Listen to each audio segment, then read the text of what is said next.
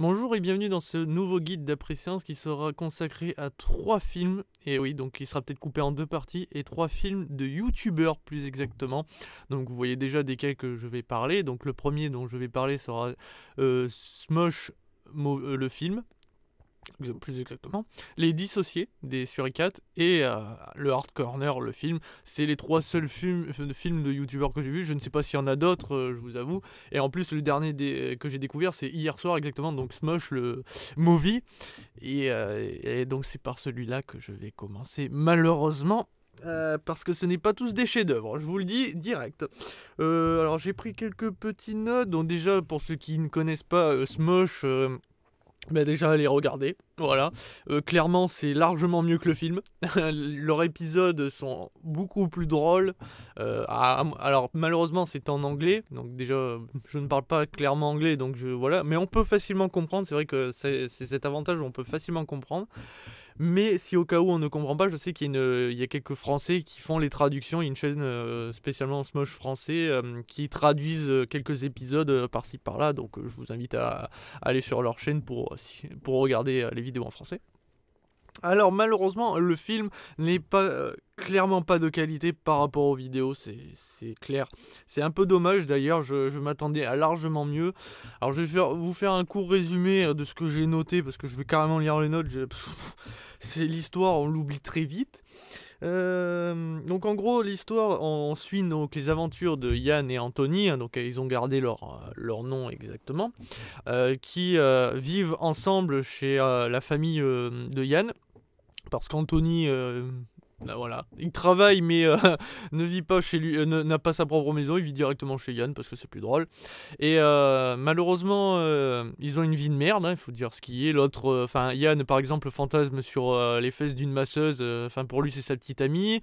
Anthony, il travaille dans une pizzeria, il gagne une misère, même les gamins chient sur sa bagnole.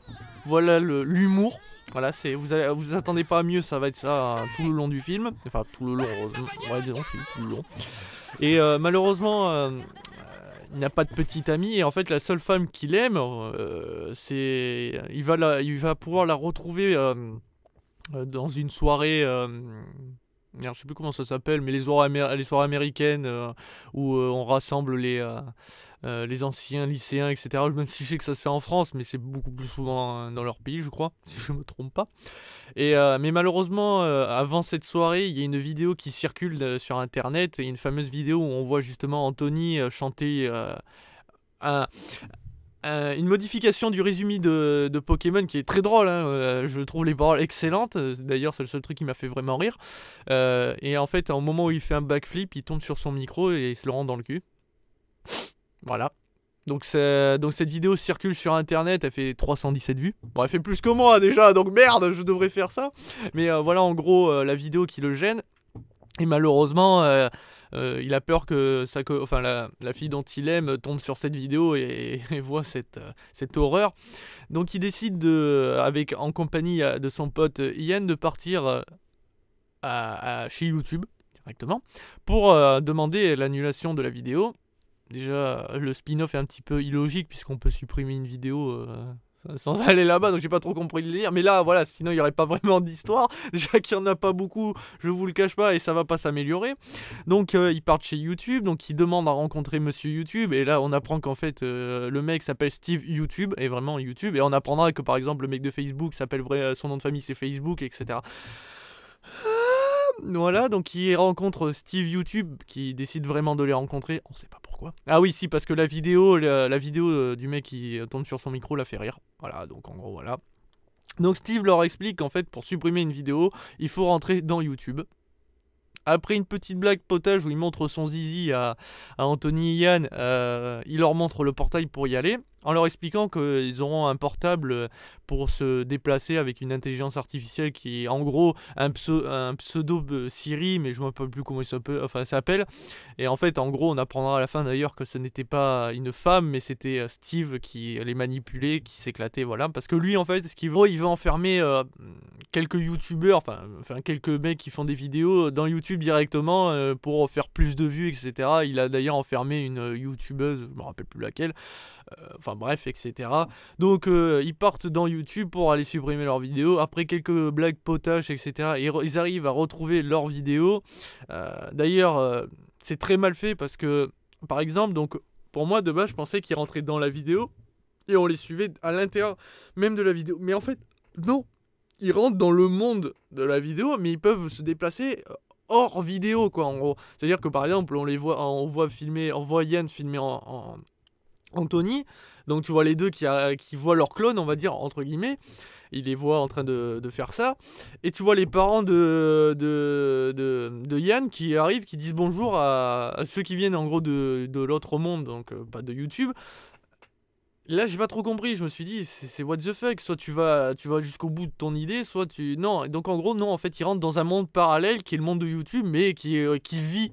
Bah, tu suis exactement tout ce que tu veux, t'es pas obligé de rester dans la vidéo elle-même. Parce que je n'ai pas trop compris, enfin bon, après, faut pas trop chercher à comprendre vu la qualité.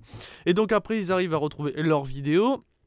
Enfin la vidéo d'Anthony, il tente de la modifier. À ce moment-là, Anthony voit que c'est Yann qui a posté la vidéo, etc. Donc bon, il y a un petit conflit. Après quelques batailles, ils arrivent à changer la vidéo alors en gros, pour empêcher Anthony de tomber sur son micro, Yann part sur scène et lui éclate la gueule. Anthony le rejoint pour lui éclater la gueule. L'autre Yann de la vidéo part lui éclater la gueule aux deux mecs du futur. En gros, je vais les appeler comme ça sera plus simple. Et ça déclenche une baston générale qui fera des millions de vues, puisque après être revenu dans leur monde et en ayant laissé, en se battant contre Steve. Parce qu'à un moment, ils se battent contre... Enfin, ils se battent pas réellement. T'as Steve qui tente de les empêcher de revenir dans leur vrai monde. Steve se fait frapper par un mec en costume d'ours, qui est supposé être un vrai ours, mais forcément pour le film, ça n'est pas un vrai. Sinon, ils n'ont pas les effets spéciaux pour. Donc, il se fait tabasser par un mec déguisé en ours. Donc, voilà. Et après être revenu dans leur monde, ils découvrent qu'ils sont devenus riches grâce à cette vidéo. Yann a réussi à sortir avec la masseuse, avec celle qui se fait masser les fesses, dont on ne saura jamais le nom parce qu'il ne veut pas le découvrir jusqu'à la fin, puisqu'il découvre que son nom c'est... Je suis ravie, Anna. Moi, je m'appelle Brad. Quoi, Brad? Bon, c'est un nom de mec en fait, donc... Nom de Zeus. Voilà, donc peut-être que c'est un travelot, on ne sait pas. Anthony découvre qu'il a 30 gonzesses à ses pieds, mais en fait il n'en veut qu'une. Ça c'est plutôt le grand amour, c'est mieux que la richesse et 30 bimbos sexy. Chacun, moi je suis entièrement d'accord, mais beaucoup d'entre vous ne cracheraient pas sur les 30 bimbos et se diraient mieux vaut les 30 que de tenter de récupérer une seule gonzesse, surtout quand tu vois les 30 gonzesses à côté. Donc Anthony part à cette fête avec Yann, etc. Donc il retrouve la fameuse fille, il lui dit qu'il sait qu'elle est tombée amoureuse de lui parce qu'elle a raconté dans une vidéo il y a longtemps, etc. Blablabla. Sauf qu'elle dit que non, elle préfère l'ancien Anthony, celui-là qui justement était complètement fou, qui faisait tout et n'importe quoi, qui ne se lavait presque jamais ou une fois par semaine. Et elle veut pas sortir avec un mec qui paye 80$ pour une coupe de cheveux ridicule, ce qui est le cas. Et au final, pour la reconquérir, en tout cas pour qu'elle tombe à nouveau amoureuse de lui, il part sur scène chanter la fameuse chanson qu'il a chantée dans la vidéo qu'il a ridiculisée. Et il retente son backflip et forcément pour la fin du film il réussit, c'est voilà, et il arrive à reconquérir sa gonzesse parce que il bouscule un mec en prenant un balai, en le poussant dans des guirlandes, sauf que heureusement il n'est pas mort, mais on voit un serveur qui fait tomber du pont sur lui et il meurt. Voilà, mais à part ça, elle retombe amoureuse de lui. ils s'embrassent, fin de l'histoire. À la fin, il y a le droit à des petites scènes coupées qui sont à la limite un peu plus drôles que le film, mais le film c'est de la merde. Franchement, je le dis, si vous pouvez ne pas le voir, ne le voyez pas. Bon, après, moi j'ai vu en VF, donc peut-être qu'en anglais ça aurait été peut-être mieux, enfin en version sous-titrée, mais non, c'est nul, l'histoire est nulle à chier. Après. Honnêtement, je sais que l'humour Smosh est assez gamin, mais là, ça dépasse l'entendement, quoi. Je veux dire, là, c'est vraiment pas drôle, et honnêtement, je veux pas m'attarder dessus. Là, je vous donne directement la note, c'est 1 étoile sur 5. Ça vaut vraiment pas la peine de le voir. Je m'attendais à mieux, surtout que voilà, c'est quand même des youtubeurs qui sont très, très connus, enfin en tout cas plus dans leur pays, hein, ils sont vraiment très connus, hein, et je veux dire, ils sont à la base, ils étaient les premiers mondiaux, puis après, bon, il y a eu PewDiePie, mais je veux dire, voilà, il reste quand même les mecs les plus vus, avec énormément d'abonnés, donc ils restent balèzes, et là, ils font un film, et ça s'avère une merde, en plus... Alors oui, le seul truc que j'ai trouvé qui ressemblait à leur humour de base, c'était la chanson de Pokémon qui est assez excellente, où en fait on voit Sacha fouetter Pikachu qui est borgné, qui a des cicatrices partout, en lui disant que c'est son esclave, qu'il va aller tuer tous ses potes, etc. C'est très drôle là, mais c'est tout. Le reste, c'est nier, le coup de la vidéo est pourri. Alors en plus, le pire, c'est qu'il y a des stars de YouTube qui sont venues, hein. J'en ai noté quelques-unes. On a, alors attendez, parce que on a Harley Morestein, donc pour ceux qui ne connaissent pas, c'est le mec qui fait Epic Meal Time, un mec ultra badass avec sa grande barbe, enfin généralement il a sa grande barbe, très viril, très viking, qui fait justement, d'ailleurs je vous invite à regarder, c'est un peu spécial, mais si vous aimez la bouffe bien grasse, bien dégueulasse, des trucs extrêmement gras, déjà regardez.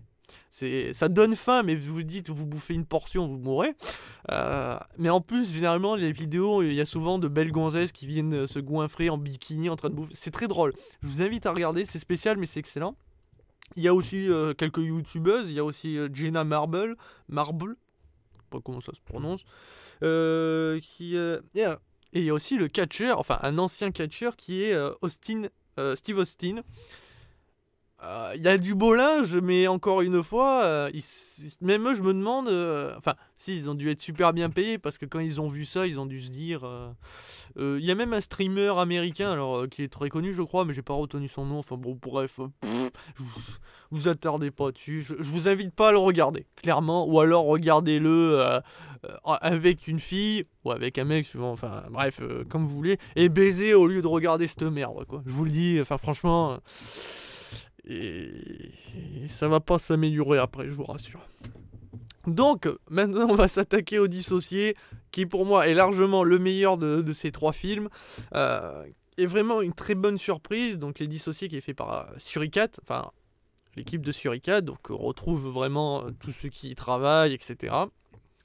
Niveau humour, on connaît l'humour Suricat. Et bien, honnêtement, je suis très surpris. C'est pas très gamin. C'est même parfois... sérieux, t'as presque envie de lâcher une petite larme, c'est touchant, ils arrivent à être touchants, et je trouve que franchement c'est une très bonne surprise. Après l'histoire de la dissociation est vue dans beaucoup de films, ça a été souvent vu, mais sauf que là c'est vrai que le coup ils se prennent la main, enfin certaines personnes peuvent dissocier, donc ils ont juste à se toucher pour se transvaser, est plutôt bonne, ils peuvent même le faire avec des animaux, enfin, on le voit le faire avec une mouche. Bon, c'est léger, c'est pour faire rire, mais c'est plutôt fun. Bon, l'histoire, je vais peut-être pas vous la raconter, parce que bon, vous avez juste à regarder, je pense, il n'y a rien à dire de plus. C'est pas trop long. Honnêtement, le seul truc qui m'a, à la limite, posé problème, c'est... l'incompréhension enfin, parce que le grand méchant, donc qui s'appelle Milo, peut se dissocier, enfin lui peut rester dans son corps mais se dissocier et prendre le contrôle de plusieurs corps, et on le voit le faire sur tous les corps. Il veut dominer le monde, hein, plus ou moins. En plus il se sert de la dissociation pour récupérer par exemple le petit copain de la femme dont il est amoureux, pour faire des choses avec elle, etc. Un peu glauque le machin, mais bon, pourquoi pas. Il y a de l'humour très léger, comme par exemple... Enfin, oui, non, je vais finir avec Milo, parce que sinon on va... Voilà. Je comprends pas comment un bout... Enfin, si, on le voit perdre... il peut plus marcher, il finit en fauteuil roulant, mais bon, il y a un moment, je pense que il aurait dû ne pas aller aussi loin. Enfin, je sais pas trop comment c'est possible d'aller aussi loin, mais enfin...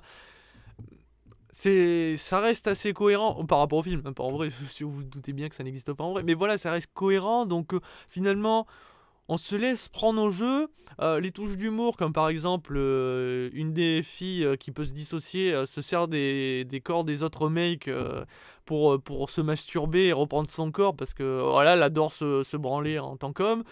Il y a la petite touche d'humour aussi où nos deux héros, donc qui sont Lily et Ben, donc c'est eux à la base qui ont perdu leur corps, voilà, qui construit l'histoire, on va dire, qui perdent leur corps à la base, qui a été parce que les deux mecs qui ont pris leur corps veulent s'en servir pour aller chercher Milo, en gros, en cachette. Et sauf qu'ils découvrent que forcément ils sont plus dans leur corps, donc c'est là où démarre, ils découvrent le groupe des dissociés, etc. Donc ce que je voulais dire par Lily et Ben, c'est qu'à un moment, mais ils n'utilisent pas leur vrai corps, mais par exemple Ben va dans un corps de femme et Lily dans un corps d'homme, et ils font l'amour, et après ils s'amusent à s'échanger pendant l'acte, etc. C'est une touche d'humour, surtout qu'en plus à côté il y a Magali, donc la fille de 5 ans qui est dans le corps d'un mec de 30 ans, qui est, on va dire, la clé de toute l'histoire pour arrêter Milo, qui est dans la chambre d'à côté, qui entend les bruits, qui met un casque pour écouter de la musique, et t'as du grand rock de malade dans les oreilles. Voilà, il y a des petites touches d'humour qui sont très légères, qui sont... Après, ça dépend de l'humour qu'on aime, mais ça reste vraiment assez drôle, et ils poussent pas le truc abusif de faire comme dans leurs vidéos. Et c'est ça que j'aime beaucoup dans ce film, c'est qu'en fait, ils utilisent leur image pour montrer autre chose de différent, même s'il y a de l'humour, mais voilà. Et l'humour n'est pas tellement présent, et c'est ça j'aime beaucoup dans ce film, qui fait que c'est le meilleur des trois, clairement.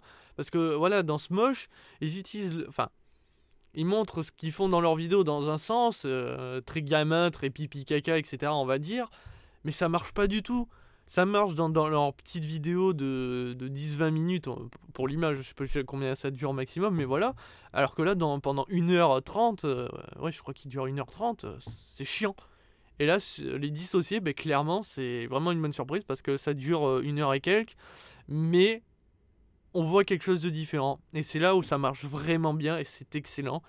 Alors, il n'est pas parfait, mais pour moi, je lui mets un 4 étoiles sur 5. C'est une très bonne note, surtout que voilà, c'est quand même des youtubeurs, ils n'ont pas le budget financier des grands réalisateurs, mais franchement, les plans qu'ils choisissent sont plutôt sympathiques. Après, c'est vrai que ça un peu, on peut vite trouver ça redondant, le côté où Milo essaye de gouverner le truc, enfin tous les gens, où tu le vois prendre un mec, puis en toucher un autre, etc. C'est un peu chiant. Et surtout, le délire à la fin de prendre tous les gars qu'il a contrôlés, les réunir dans un même endroit pour leur foutre le feu. C'est pas trop compris pourquoi. Bon, il le fait pas, enfin, je vous spoil aussi la fin, mais bon, voilà, il ne réussit pas à ses fins. Mais je comprends pas trop pourquoi il voulait faire ça de base. J'ai pas trop... Mais bon, voilà, c'est ce qu'il voulait faire à la base. Donc, vraiment, très bonne surprise. Je vous invite à le voir. Voilà, surtout qu'il est encore sur YouTube, je crois. Enfin, en tout cas, voilà. C'est un très bon film, un très bon petit divertissement. Et surtout quand on se dit que c'est par des mecs qui travaillent sur YouTube. Donc je trouve ça vraiment chapeau bas. Et maintenant, certains diront, j'ai gardé le meilleur pour la fin. Non, non, c'est pas le pire, mais on ne frôle pas le mais. Non, enfin oui. Le Hard Corner, le film. Alors... réalisé par Benzaï, donc Monsieur Hard Corner. Je vous le dis clairement, j'aime énormément le Hard Corner. Chaque vidéo est unique. Il travaille énormément. Même les petites vidéos qui parfois ne durent que 9 minutes, par exemple, dans un Hard Corner, mais c'est 9 minutes de pur bonheur. Alors que là, le film, non, clairement pas. Alors, je vais pas vous dire... Bah si, je vais vous dire. Pourquoi? Sinon je serais pas. Pourquoi je ferais cette vidéo? On retrouve son frère dans Alphaman. Trop badass, hein. Franchement, ça lui va ravir. Donc il y a Benzaï dans le rôle principal, donc dans le Hard Corner. Il y a aussi Ganesh 2, donc j'ai noté David Chabin. Désolé, c'est parce que je ne connais pas tous les noms par cœur. Généralement, on utilise les pseudos. C'est comme moi, à force de m'appeler Guide, on va plus se souvenir de mon prénom, qui n'est autre que que guide. Donc, touche d'humour. Donc voilà, donc le film raconte plus ou moins ce qui se passe dans les hard corners qu'on voit. Voilà, c'est le petit. Je me rappelle plus son nom parce que j'ai vu qu'une fois le film et je ne veux pas le revoir, pas à l'heure actuelle ou dans très longtemps. Donc je vais l'appeler le hard corner qui veut ouvrir son propre magasin de jeux vidéo parce qu'il se fait parce qu'il travaille à la base donc pour Ganesh qui a sa propre boutique de jeux vidéo, sauf qu'il se fait martyriser malheureusement, et c'est là où on voit déjà la touche d'humour qui va accentuer tout le film, qui va être tout le temps présent. Ça veut dire la petite crotte de nez sur les coins de lunettes, l'humour très très très gamin, on apprécie ou non, mais j'en reviendrai un peu là-dessus, qui reste plus ou moins la touche des hard corners. Jusque là je suis d'accord. Donc on voit ça. Donc lui il décide de se barrer pour monter sa propre. Il veut monter sa propre boîte qui va être plus ou moins compliquée. Mais bon, au final il réussira. Enfin bref, voilà, c'est le maxi résumé sans rentrer dans les détails. Je vous invite à le voir si vous avez envie de savoir pourquoi je vous dis tout ça. Mais non, vraiment c'est pas un bon film. Clairement. Alors certes, le budget n'est pas le même que par exemple Les Dissociés. Clairement pas. Il faut savoir que c'est vous et moi qui avons participé à ce projet, qui l'ont aidé financièrement. Jusque-là, je suis d'accord. Toutefois, ça n'empêche que les plans de caméra, tout est bien filmé, c'est bien monté. Enfin, je veux dire, jusque-là, c'est pas là où est le problème. En fait, le problème, c'est l'histoire. Le montage, enfin, le scénario est nul. L'idée d'un mec qui veut monter sa boutique de jeux vidéo parce qu'il est maltraité dans la boutique où il travaille, etc. C'est pas trop le problème. C'est l'humour qui est vraiment pour moi le gros problème. C'est que c'est vraiment très gamin. C'est que vraiment c'est un film pour enfants. Alors que comparé au Dissocié qui a une touche d'humour assez légère, mais voilà, tu peux le regarder. Toi aujourd'hui, tu peux rire à mon âge par exemple. Mais le Hard Corner, honnêtement, je ris beaucoup dans les petites vidéos du Hard Corner. Là, dans le film. C'était chiant quoi. Même la première fois j'ai la petite crotte de nez à côté des lunettes. Ouais, bof. Après, il y a toujours le petit cliché de par exemple, il joue aux jeux vidéo au lieu de par exemple de faire des choses avec sa copine, et sa copine, pour on va dire le contrôler, montre ses seins. Donc t'as le passage où elle ouvre son chemisier, t'as la lumière blanche, t'as la petite musique, et lui il regarde, tu vois, genre comme ça, et au final il fait ce qu'elle veut. C'est sympathique, enfin ça reste tellement. Enfin, c'est trop prévisible. Je m'attendais vraiment à mieux de la part de Benzaï, que je trouve que c'est quand même. Enfin, quand vous voyez les hard corners et que vous voyez le film, vous dites c'est pas possible. Comment? Pourquoi? Non, c'est pas possible. Et vraiment, je trouve que c'est du gâchis. Pour moi, je trouve que les gens ont donné. Bon, on pouvait pas s'attendre à du Spielberg ou autre chose, c'est clair. Mais je m'attendais quand même un petit peu mieux. Et je suis vraiment déçu. Après, à moi, vous pouvez être un grand fan de Benzaï, mais pas pour autant vouloir. Alors après, je suis ravi pour lui que c'est quand même marché. Il y a plus d'1 million de vues sur le film. Les DVD se sont plutôt bien écoulés. Enfin, de ce que j'ai entendu, il y a eu souvent des ruptures. Enfin. Des ruptures dans le sens, voilà, il n'y en a pas eu des millions d'exemplaires, mais voilà, il y en a eu pour beaucoup de monde. Non, ça a plutôt bien marché, mais moi, ça m'a pas donné envie d'aller acheter, et encore moins de me dire que tu as donné de l'argent pour ça, ça fait un peu chier. Là, j'ai vraiment été déçu, et je préfère largement faire une compilation de tous les hard corners bout à bout pendant 1 heure que le film lui-même. Après, voilà, ça reste son premier film, enfin peut-être son seul film, mais voilà, c'est son premier film. C'est pas donné à tout le monde de réaliser un film, qu'il soit de grand budget ou petit budget, ça reste compliqué, c'est énormément de travail. Donc je félicite quand même le travail fourni, même pour Smosh The Movie, bon, même si eux... ils avaient quand même un peu plus de budget, je pense. Ils avaient beaucoup plus de... Je sais que c'est un réalisateur pas connu, enfin je sais même plus qui c'est, mais... donc ils avaient plus de soutien que par exemple Benzaï. Donc voilà, je peux pas comparer leur corner et Smosh The Movie. Donc c'est pour ça que je félicite vraiment le travail de Benzaï, mais ça n'empêche que malheureusement ça reste pas un bon film, et je lui mettrai une note de 3 étoiles. D'une, parce que bon, après, ça respecte l'univers du Hard Corner. Voilà, c'est à ce niveau-là, ça le respecte. Mais justement, c'est peut-être ça le problème, c'est que ça respecte trop le Hard Corner, trop l'humour du personnage principal de base, qui marche certes dans des petites vidéos, mais pas sur de longues durées, surtout quand il y a les running gags qui revient, qui déjà ne marchaient pas la première fois, ne marchent pas une seconde fois, et encore moins la troisième. Après, je ne parle pas du talent des acteurs, entre guillemets. Hein. Benzaï joue parfaitement son rôle. Ganesh, je trouve qu'il fait vraiment l'employeur casse-couille que tu as envie de tabasser avec son humour vraiment débile.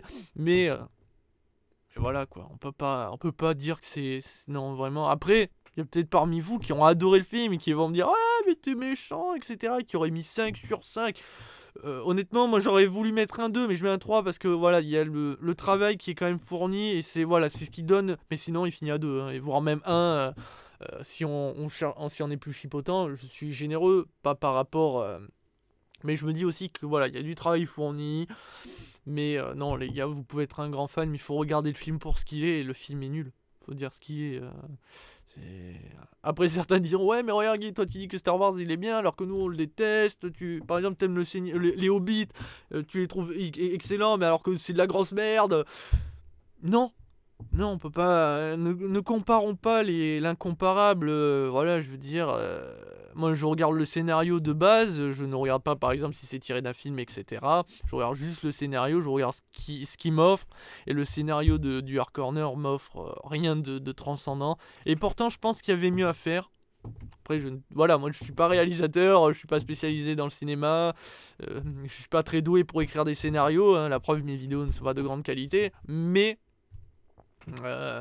ça n'empêche que je pense qu'il y avait mieux à faire. Et de la part de Benzaï, je suis un peu surpris et déçu. Donc voilà. Mais... Voilà, donc si vous ne l'avez pas vu, tentez-le de le regarder. Mais je pense que c'est pas le film que vous allez mettre chaque soir. Ou dire à vos potes, hé les gars, ça vous dit de regarder le Hard Corner, le film, ou Smosh the Movie? Non, vous allez le regarder une fois, puis vous allez le ranger. Peut-être aller pour le 1er avril, vous allez le regarder à nouveau, mais voilà. Donc, finalement, vu la durée de la vidéo, je ne couperai pas ça. Donc, je vous remercie d'avoir regardé. Je sais que ça a été une critique très légère, très rapide, mais il n'y avait pas grand-chose à dire, vraiment, à part pour les dissocier. Vraiment, c'est le meilleur de tous. Très bon film, très bonne surprise, mais les deux autres, non, je suis désolé. Donc... je vous dis à très vite pour un prochain guide d'après-séance qui sera peut-être là tourné tout à l'heure, juste après, mais pour vous un peu plus tard, sur le prodige joueur d'échecs. C'est assez surprenant et je vous raconte ça juste après. En tout cas, je vous remercie d'avoir regardé cette vidéo, j'espère que ça vous a plu. Je vous dis à très vite pour un prochain épisode de guide d'après-séance sur le Guide Killer Show 666. Allez, tchuss les gars.